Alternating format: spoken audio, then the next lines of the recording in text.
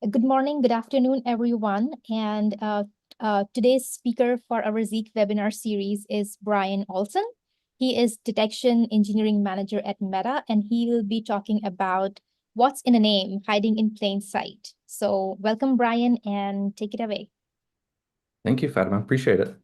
All right. Good morning, good afternoon, everybody. I'm going to do the presentation, What's in a Name, Hiding in Plain Sight, and we're going to be focused on DNS primarily, talking about what value that brings when it comes to detection engineering. So just a little bit about me. Again, my name is Brian Olson. I'm an engineering manager at Meta, so I lead a team where we focus on basically detection all day, every day, focusing primarily on the network surface. So Zeek is very near and dear to my heart.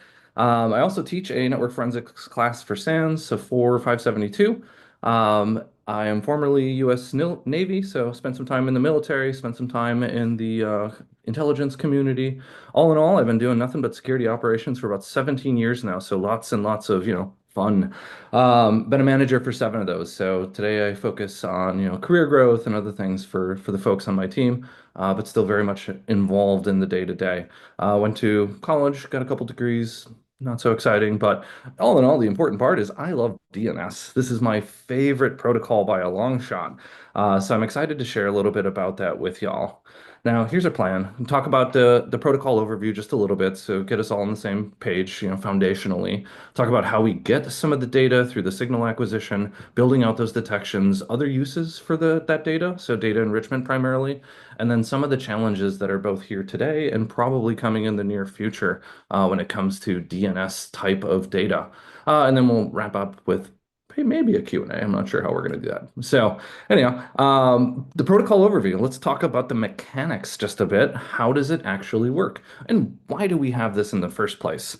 So essentially, DNS is the core protocol for taking human consumable type names, friendly names like google.com or facebook.com, and pointing that towards an IP address, which I frankly know almost no IP addresses at all. The couple I do know happen to be DNS servers. So IP addresses are not human friendly. So DNS is the protocol that we're going to use to apply friendly names to all kinds of, IP addresses. It's a really simple protocol in the sense that it's simply a query gets sent out to the DNS server, a response will eventually come back, and the only thing that ties those together is going to be like query ID, otherwise known as the XID. So there's a couple other identifiers as far as what you might call the transaction ID, but it's just one simple value that ties the request to the response. Other than that, they're typically using UDP, so it's just fire and forget, wait for a response. There's a whole bunch of different record types. We're going to focus on 4 of them. The A record type or the quad A record type is for IPv4 or IPv6s. So we're just simply pointing that friendly name at a IP address. The canonical name, the C name, that's essentially a pointer, but don't get it confused. There's an actual record type called pointer, PTR. C name is like a pointer or an alias. It just points at one of those A records.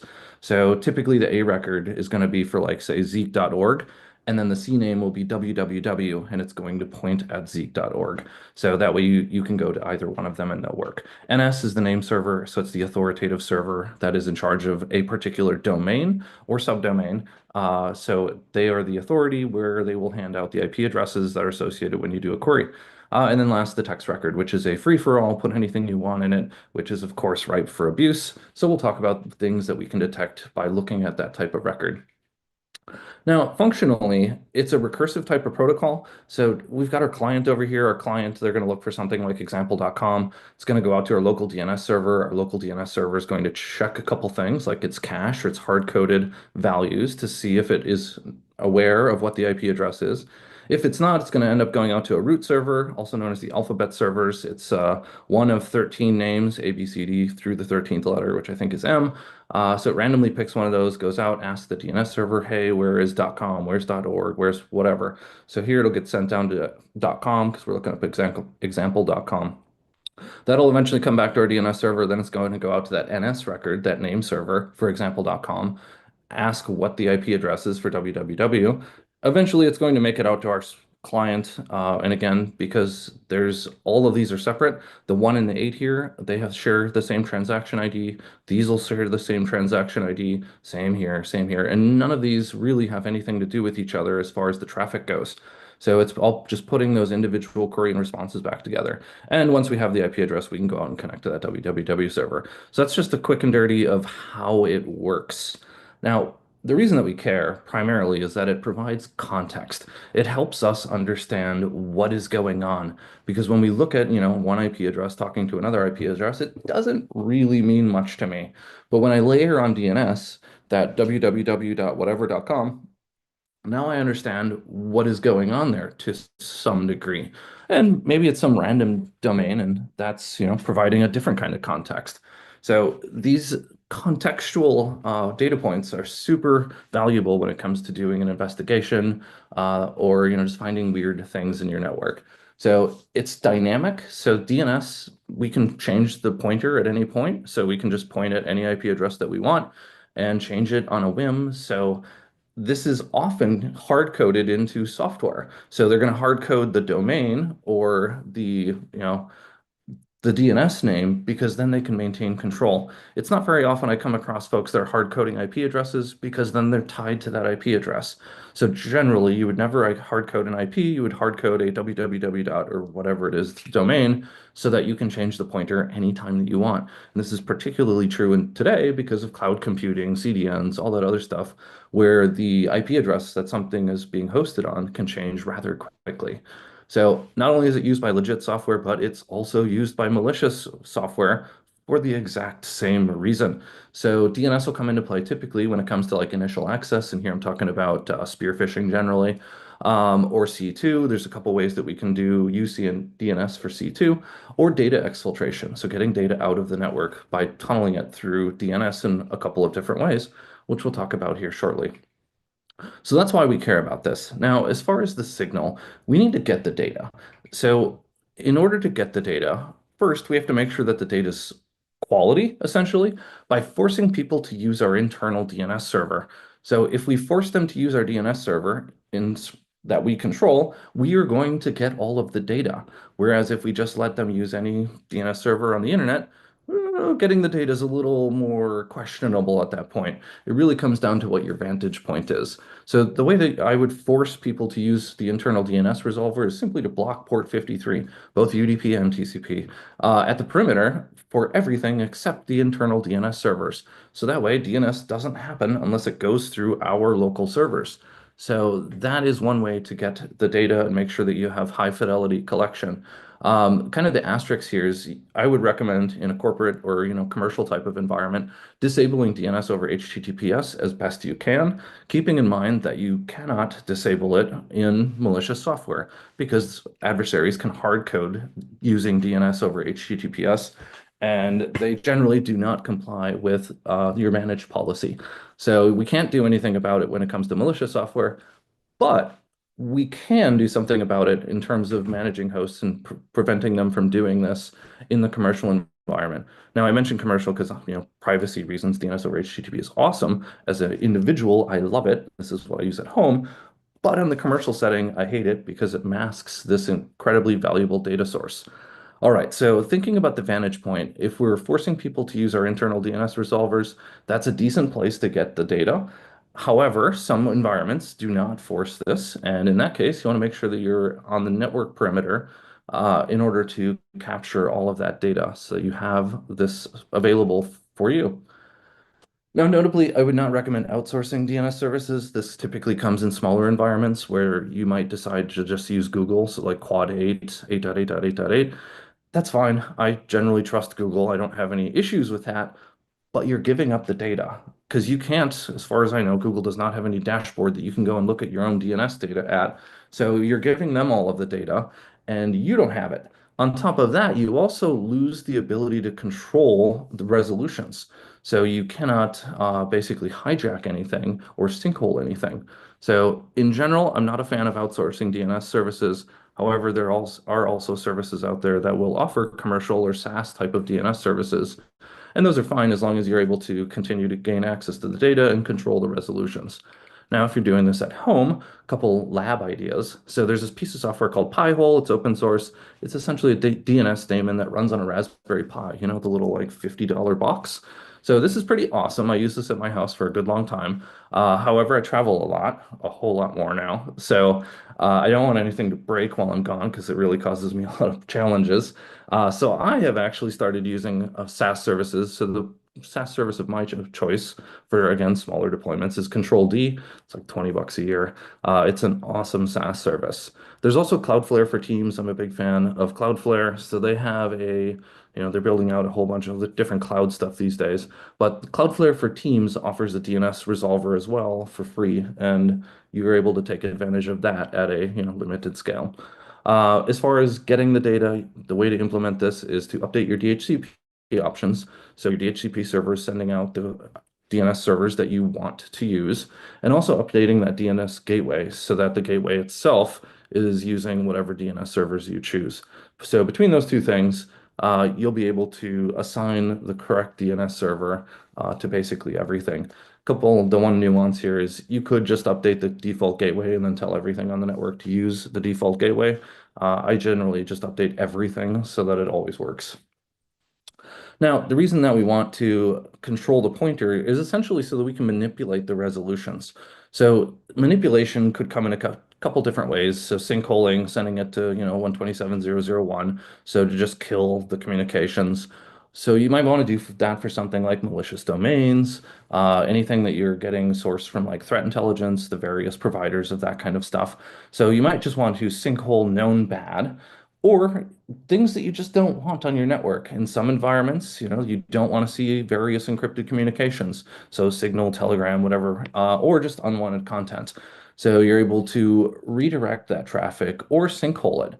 In redirecting, if it's something that's against policy, let's just pick on Signal for a moment. If that's against policy, maybe when someone attempts to resolve signal.com or .org or whatever it is, we just redirect them to a policy that says, no, no, no, you can't do that.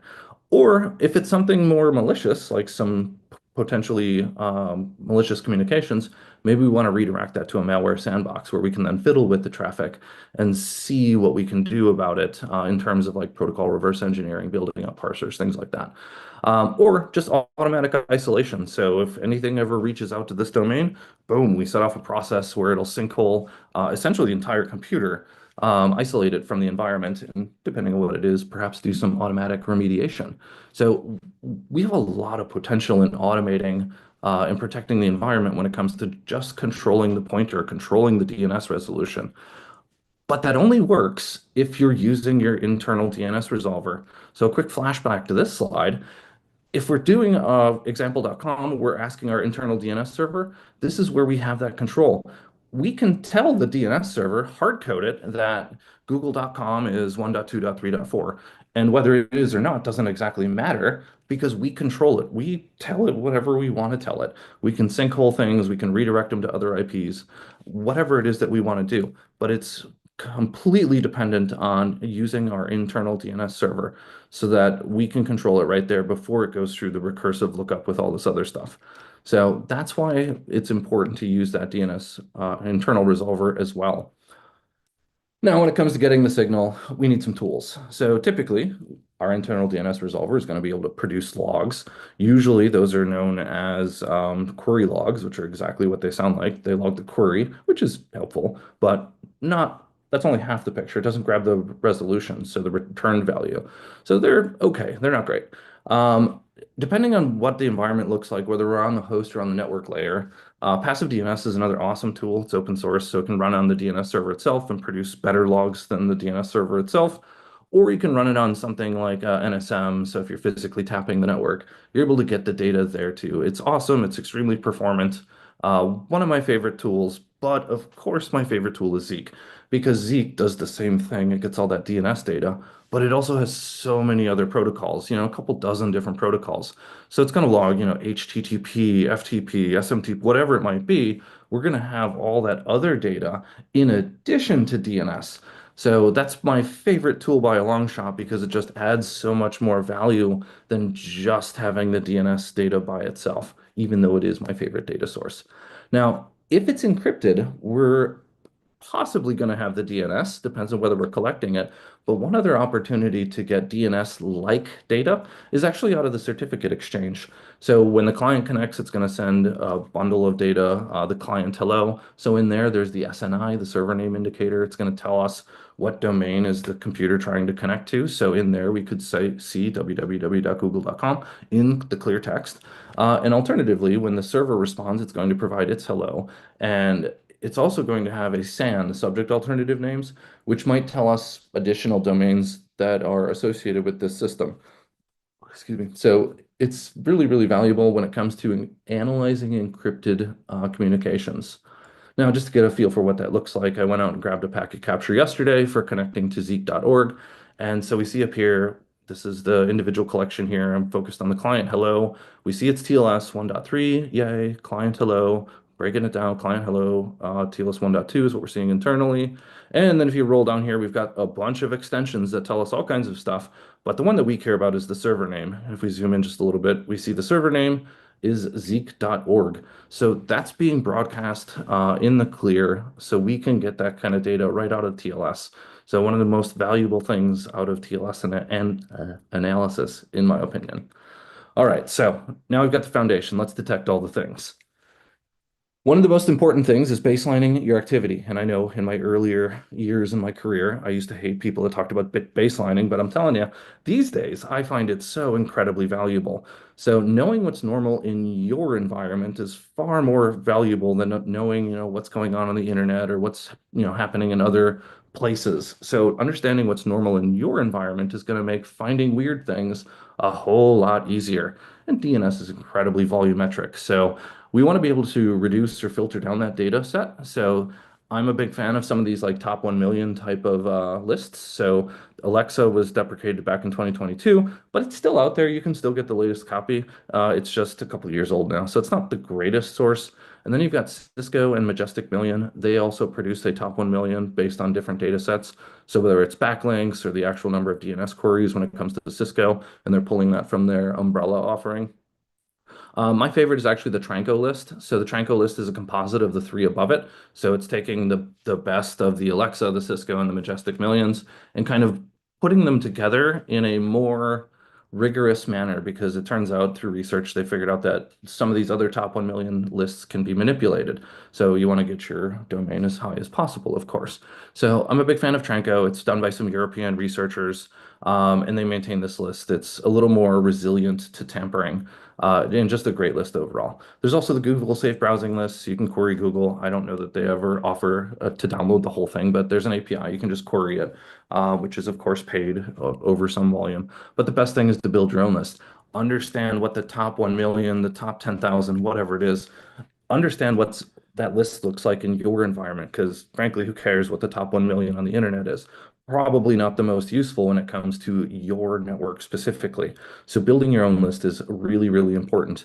Now when you build your own list, you can basically analyze trends. So day over day, week over week are the two slices that I like to look at. So for example, let's just say in my environment, I'll take the top I don't know, 10,000 domains from yesterday.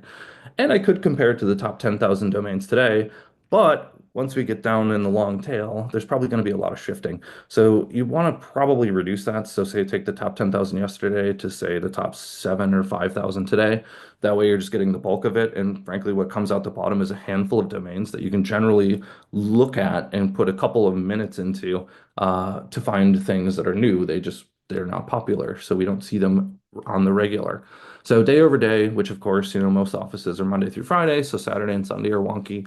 So I also take the week over week so that we get the norm over a longer period of time. I personally haven't found value in doing like month over month, but there's other ways to slice and dice this too.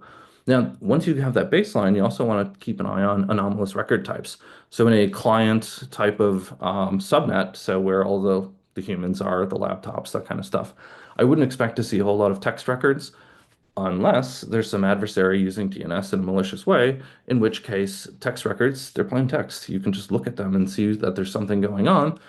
So just understanding the ebbs and flows of various record types, where I would expect to see pretty much exclusively A or quad A records, some C names in there. but other record types really weird in some parts of the network. So baselining that is really a good way to identify when something is going on. Now, as far as the general detection techniques, spikes in activity, so we talked about that in relation to text records. There might be spikes in activity. So, typically we see, let's just say, 1 million queries a day. Now, all of a sudden, we're seeing 6 million. Like, what's going on? Why is there so much more activity? Large byte transfers, so typically DNS is really small, a couple K at the largest, really. So if we start to see like megabytes or more going to, a DNS server somewhere, that's interesting. So we want to definitely look at that. And then if you want to bring in some like ML, AI, all the rage, right? To start doing analysis for like periodic connections. So, frequently looking up a particular domain or connecting to something, that's a really good way to find some anomalous stuff in the environment too. Now, when it comes to using DNS for malicious things, typically we're talking about C2 or DNS tunneling. So here we're essentially taking data, we're going to encode it into base64 generally, in order to shove that into either text records. So text records, we just query the text record and there's a blob of data in the data section. So that's one way to do it. The other one is with subdomain names. So this is more C2-ish than exfil because it'll take forever as exfil. Thankfully, DNS is basically bulletproof, so it's a amazing protocol to use for all kinds of stuff. But thankfully, when it comes to exfiltration, data exfiltration, it's really slow, so the adversary typically doesn't use it unless we are so locked down that we force them to. But either way, it sticks out like a sore thumb. So if we own a domain, let's just say evil.org, and we see that there's 50,000 subdomains for that, probably not legit. So instead of using the DNS record text type in order to shove it into the data, they're encoding it and shoving it into the subdomain. So they connect to random things.evil.org or whatever. So that's just another way to look for this kind of stuff. Now, so the number of queries, if we see a gajillion queries going to some domain that's not very popular, all of a sudden it's on the top of our baseline. Very, very interesting. Large byte transfer, again, just looking for a large volume in terms of size of data going to a external source. Unusual record types, that text record type, in a client endpoint type segment, it's super weird, things like that. Or one of the ones that tends to work really good for C2 is like just anything that has 100 plus subdomains, which there are some, like Cloudflare, AWS, some of the cloud providers, things like that. You're probably going to see a whole lot of that. But if you just knot out the big known providers, then that's a really great detection for finding malicious activity. And you can also do some sort of entropy to analyze some of the things like that. So you can find weird data in that way. Now, one of my quick and easy low-hanging fruit is newly registered domains. And I know that we've been talking about this for literally decades at this point, but if a domain was just registered yesterday and it shows up in your network, it's pretty much guaranteed that it's a bad thing. So this is really low-hanging fruit. Just basically, whenever you see a new domain, look up the creation date or the registration date. If it was created somewhat recently, say the last 2 weeks, 4 weeks, 2 months, whatever it might be, I would recommend just sinkholing it, just block that domain completely because it's unlikely to be legit. And on the fringe case that it is actually legit, yeah, whoever registered can call the security team and be like, hey, it's not working. And it's an easy, easy fix. So I recommend just straight up blocking anything that's newly registered. The couple caveats, and this is still applicable. I hate to poke the bear per se, but like I'm a huge Cloudflare fanboy, big fan. And they got compromised by this, I think it was last Thanksgiving. So some adversary had registered a domain and started phishing their employees like 40 minutes later. So this is really, really easy to find. And of course, I was a little disappointed to see that that's what happened at Cloudflare. But it still works. The whole point is this is still something that's very, very relevant today. Now, the one interesting thing is when I was collecting some data on my own network at home, where I'm, literally the only person on the network. Well, there's about 100 IoT things too, but like one of the things I was really surprised with was I had some newly registered domains in my own network. Now I'm thinking, what? How is that even possible? I don't know any like newly registered domains. So in looking at it, it looks like advertisers might be starting to use newly registered domains in order to avoid blocklisting. So that's kind of a speculation there, but that's the only explanation I could come up with of how they possibly could have showed up in my environment because don't know anything about them. So that appears to be a new incoming thing. So we'll see how that goes. Now, what's better than newly registered domains is actually newly observed domains. This is way better. It's harder too. So understanding when a domain was first observed in your network is really, really helpful. So it doesn't matter if it's popular on the internet, it doesn't matter if it's legit necessarily, but if it's never been seen on your network, I'm interested. I'm going to spend a little bit of time digging into it. What is it? Why? And some speculation here, but why today? Why have we never seen this before? So that's a really good way to find new things. Again, not necessarily bad, but the thing you want to keep in mind is that when we look at like newly registered domains, yeah, some adversaries, they're very well funded. They're sponsored by governments and crimeware and all this other kind of stuff. They're not broke. So they will buy a massive set of random domains and just let them sit for years. So they're no longer newly registered. So we might see a new domain in the environment that's never been seen before. It's registered 5 years ago.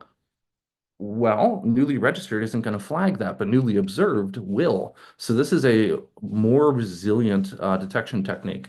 Now, one of the interesting investigations I worked a few years ago, I was kind of intrigued, and again, once in a while, I have to tip the hat to the adversary. But what they were doing, this particular group, was monitoring for expired domains. So when a domain expires, it's up for grabs. You can buy it. Millions of domains expire every single day, so these are not hard to come by. And if you look at the expired domain list, some of them are quite old. They could be 10, 15 years old, but you can buy them for $6.99 or whatever it is. And now you've got a brand new domain for you, and it's aged. So you could have a 10, 15, 20-year-old domain that is now definitely not going to get flagged on the newly registered domains, and it might even be in one of those top million lists. So that's a big, big number. So we might be able to acquire a domain that expired, let's say somewhere in the 500,000 range on that known domain list.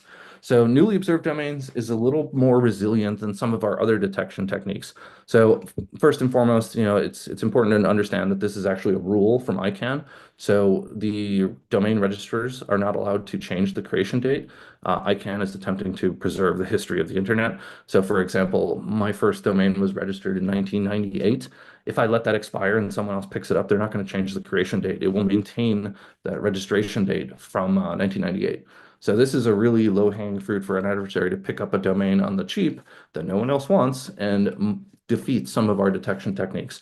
So when we first see something in the network, it's great to dig into that one. A couple other ways to mess with DNS is DNS permutations. There's an open source tool out there called DNS Twist. This is low-hanging fruit. You simply run DNS Twist, the name of the domain that you're trying to create permutations for. It takes a couple different styles of ways to generate a domain. It looks like this. I just did this yesterday. So DNS Twist of zeek.org up here. So we run that command. It's going to come out. It's going to run the scanner. It's going to do all these different permutations of zeek.org. It's going to check the registration to see if it's being registered somewhere. So whatever this is, ZWK, it's registered, it's going to name.com, who knows? But we see all these different like swap outs, and this is a couple screenshots slammed together, but we see like homoglyphs, hyphenation, insertion, replacement, blah, blah, blah. So there's all these different ways that we can manipulate a domain. So this is a way to do a signature-based type of detection. You can create, I don't know, 1,000 rules for all the different possible permutations of a domain, which is okay. It's not bad. It's really low-hanging fruit, though. So in some places, it's more accessible. The better way to do something like this is through a algorithm called Levenshtein distance. So Levenshtein distance is more programmatic in the sense that we can scale this out. We can literally calculate the difference between two domains. So if we have domain A and domain B.com, it'll tell us that the only difference is 1 or 2 characters. So it's just telling us the number of characters that are different. And if it's 1 or 2, I'm interested. So it's something that's extremely similar to a domain that I'm protecting. If it's only 1 or 2 characters off, I'm interested because that's most likely to be some sort of phishing domain. Now, what that looks like here, I use Meta AI to come up with a couple different displays here, essentially. But over here, what is the Levenshtein distance between mylegitdomain.com and mylegitdomain.com, which they look exactly the same. The difference is this A down here. So I personally cannot see the difference between those two A's, but they're different. One is the Latin character A, so English, and the other is Cyrillic, so a totally different language, and the Unicode is different. So we can programmatically do things that we can't natively do with our own eyes.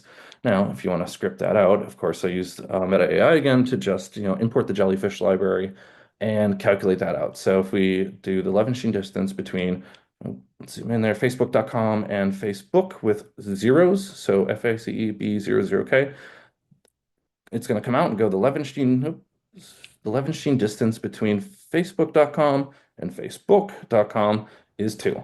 So it's a really good way to programmatically scale out some of these detections that are not exactly like human friendly in the first place. So again, this is going to be a small number of domains that pop out of this list, a handful a day at most. So it's a really good way to find phishing type of domains. Other things to be aware of, DNS hijacking, as I mentioned, it's fire and forget, typically UDP 53. So we send out a request, and whenever a response comes back, it's going to have the transaction ID. If it matches, it's accepted. So this is one of the ones that threw me for a loop for quite a while before I figured out, because Zeek is really good at detecting this. It just detects the duplicate transaction ID. So if we have a request with an ID of 1, for simplicity's sake, once we get a response with an ID of 1, it's accepted by the system. If Zeek, or several other tools, Zeek is my choice. If Zeek sees this, it's actually going to log the second one that comes back as anomalous. So it's not RFC compliant. It's going to get dropped into the weird.log. Now, the thing when looking at the weird.log, at least when it comes to DNS and Zeek, is that it logs the second one, which is the legit one. So when you're looking at Zeek, you won't see anything weird. The DNS resolution will be correct. And so you have to go find the last response with that transaction ID, and that's the one that is likely to be malicious. So it's just a weird analysis of finding that stuff. All right, so moving on to data enrichment, we can make our data better. Essentially, when we do data enrichment, we're able to increase the detection accuracy so we can correlate it with other things. We're able to do faster investigations. Zeek is amazing here because if we're focusing on DNS, we don't have to do anything to go get other protocols. We can simply pivot from an IP address that was in the DNS resolution into, say, HTTP or SMTP or whatever it is. There's all these other protocols that I can pivot into faster. So collecting this with Zeek is super, super helpful. We can also do correlation with other events, so other data sets, things like that. So significantly improve the signal to noise ratio, so we have less false positives, more true positives, and useful, time spent in analyzing all this stuff. Or one of the things I've also done is, target a subset of that data for subsequent processing.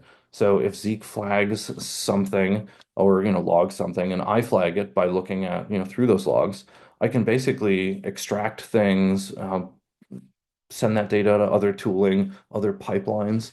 So it's a good way to sift through the data and then basically select a subset of it for other operations. So lots and lots and lots of things we can use DNS for. Just to make this a little more apparent, really. So if we have a client and a server, say we've got our client down here, our client is going to do a connection to a web server encrypted, presumably HTTPS, because it's TCP 443. It's just 1.2.3.4. If we see what looks like a request and a response, 491 bytes to the server from the client, 1.2 megabytes returned, I don't know, looks like a download to me. But if I layer on DNS, it makes it much, much clearer. This is that context, right? So now if I see that prior to that connection, we have a DNS lookup for download.com, cool. I'm confident that I know what that it is less likely to be malicious. It's probably some sort of shareware. Who knows? Now, if we flip that out and it comes back as like evil.org, well, now it's got my attention. So just having this simple DNS layering into our other data set makes it so much more valuable. Now, there are some challenges and limitations, and this is, the slide. This is my sad slide. I love DNS. It is so, so valuable in pretty much everything that I do. But when it comes to getting that data, there's usually a performance impact for reasons that I personally don't know. The people that run DNS servers are some of the most hardcore people on the planet when it comes to performance. They're generally unwilling to accept any performance hit whatsoever, including logging. So you'll find that in many places there's no DNS logging on the servers themselves because it costs cycles. So getting them to install another tool like Zeek or passive DNS, I generally do not have a lot of luck there. So it's really, really challenging to get it from the systems themselves. Typically, the way to do that is just to go to the network layer. So physically tap the network or do span ports, depending on scale, in order to get the data from the network itself, which has zero performance impact to the DNS servers. So just something to be aware of. And then in terms of visibility, I mentioned DNS over HTTPS. It completely masks that there is any DNS happening. It might be hard-coded into software, and then we can't do anything about it because we don't even know it exists. Or there's also DNS over TLS, which is just basically creating a TLS tunnel and then funneling plain old DNS through that tunnel. These mask the visibility, so it makes it a little bit harder to get the signal. But the one that I think is a little more dangerous to me is in TLS 1.3. There's an optional extension that enables you to encrypt the client hello. Now, if you remember a couple slides back, client hello, this client has to announce what domain it's attempting to connect to. In our example, we had Wireshark and we were attempting to connect to Zeek.org. It says that right in the client hello. In TLS 1.3, it is possible and it's optional that you can encrypt that client hello so that you don't see the DNS name anymore. So that is a thing that is kind of rare. There are some places that do that today, but I see that coming in the future, a couple of years, and then that's going to make analyzing some of the TLS traffic much more challenging. So I'm not looking forward to that from a practitioner perspective, because it's another move to remove some of this valuable data off the table. So those are just some of the things coming down, a couple things to keep in mind. So in summary, we talked about the protocol, how it works, some of the building blocks, the signal itself, how we get that signal, different tools for that, detections, maybe a half dozen, couple more different detection techniques that are really, really solid. So kind of some of them are more basic than others, but all of them are generally solid detections. And then also other things that we can do with DNS. So data enrichment, just providing that context to other data sets. So super, super valuable piece of data. And last, we wrapped up with some challenges. So in the end, I'm a huge fan of, there's a couple different people it's been attributed to. I'm a big fan of Richard Baitlick, so I'll give it to him. No normal, find evil. So if we know what normal looks like, we are able to really easily find abnormal, those evil things that happen in our networks. So that's pretty much my talk for the day. Again, my name is Brian Olson. I'm happy to have shared. If you have questions or anything like that, I'm not sure if we're doing live questions or not. But there's my email, my LinkedIn. Please feel free to reach out to me. I'm happy to connect, happy to chat, whether it's DNS detections, career tech, whatever it is. So happy to be a resource to the community. So um, I'm not sure if Johanna or Fatima's taken back over here. Thank you so much, Brian. Yeah, so let's wait if there are any questions from the attendees. I don't see anything in chat or in the raised hand section. Thank you so much for the talk, really insightful. And I do have a quick question though. So for the detections that you are talking about, how are you collecting DNS logs for them? Like, are you just looking into the Zeek's DNS logs, or are you pulling the logs from your internal DNS servers or internal DNS resolvers for that? Both, actually. So it's a duplicate data set in some cases, but again, this is just such a super valuable data source. I want to make sure 100% that we're getting everything. So I actually collect both from the DNS servers themselves and on the network layer, just on the freak chance that something gets through at some point in time. So we're actually doing both. Cool. Do you happen to run across any kind of like weird use case where you are blocking outbound DNS and then something got caught in the net? Anything? No, No? like, no, no. Unfortunately, in my environment, we're one of those environments where we don't force people to use the internal DNS resolvers. So that's one of the big reasons I collect in both locations, because I can't be certain I'm getting everything from the DNS servers, because we actually do not force people to use it. Oh, but you mentioned that. Oh, so you are not blocking the outbound port 53 Nope. traffic. You should. It's a best practice, but in my environment, we do not. Gotcha. That makes sense. Cool. Which adds a whole nother detection layer. So looking for, malicious DNS servers is another way that you can use some of this data. That's a great question. Thanks, Fatima. Oh, absolutely. And that actually makes sense that why you're collecting DNS logs from network as well, because if there are softwares or services or even clients that are using the external DNS resolver, External. Yep. then you will not get data from your internal DNS servers. So that Yep. will give you Exactly. idea of both. Yep. Perfect. Cool. All right. Cool. Still no questions. So All I right. we can give it a wrap. And again, thank you so much for this talk. Someone just raised their hand, actually. Oh, we have a hand. Oop, Fatima, you're on mute. I'm sorry. Can't hear Sorry, I didn't see that. I just raised my hand, so I'll just let you. it out. Johanna, can you see who did it? Maybe my view is not correct. Yep, I'll just allow them to talk. Huh. Hi, Daniel. You can unmute if you'd like. Daniel might not want to unmute. Or Yes, can you hear me? Yeah, we got you. Thank you. Okay, my name is Daniel. I'm currently following you from Cameroon, and I am so much interested. And thank you so much for putting this together. Please, I wanted to know if you install security information and event management. Can you perform all these detections you just mentioned? Because without Zeek utility, as you brilliantly exposed or told us, how would you be able to detect all these in a SIM? Yeah, if you're able to, it's a great question. Thank you, Daniel. If you're able to get the data, whether it's from Zeek or passive DNS or a plethora of other sources, including just ripping it right out of PCAP, if you're able to get it into a SIM, yeah, you can definitely do all the different things that I'm talking about. My only concern would be if it's a SIM, a commercial SIM, most of those are done by how much data you shove into them every day. Splunk is kind of like the poster child for this one. So if you buy a license for, say, 1 GB of data a day or 10 GB or whatever that is, DNS is surprisingly noisy in that, there's going to be millions and millions of queries every day. So I would just be worried about using too much capacity to shove raw DNS into a SIM, but it's absolutely possible. Okay, thank you very much. I Welcome. much appreciate that. Thanks, Daniel. Welcome.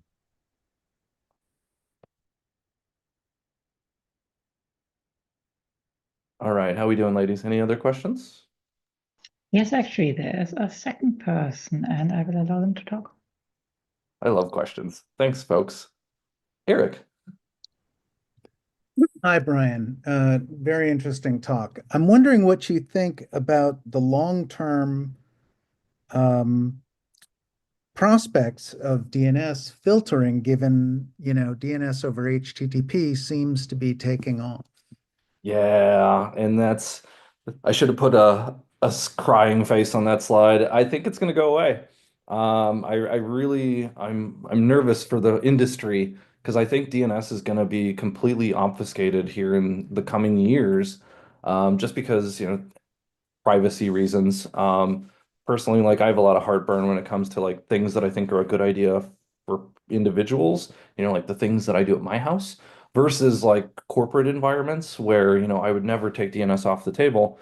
But we're starting to see browsers primarily and various cloud providers that are making the decisions to start doing some of these things.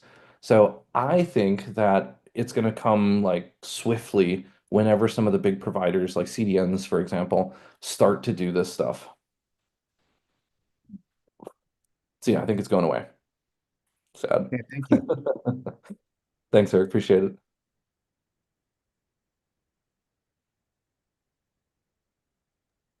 All right, what do we got? Anybody else? I think I don't see any other questions Okay, and raised. So I think sounds great. Thank you, folks. I appreciate it. Have a great day. thank you. You too. And thanks again for taking out some time to present this webinar to our audience. Appreciate it, Brian.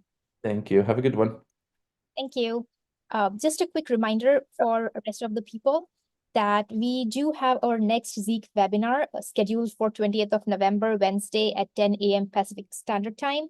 And our next speaker will be Melanie Pierce from Idaho National Laboratory. And then she will be talking about Parsnip, lowering the barrier of entry for parser development. So looking forward to that talk as well. Again, next week, same time, Wednesday, and I'll see you guys next week. So thank you so much again for attending this amazing webinar, and thank you again, Brian, and I'll see you guys next time. Take care.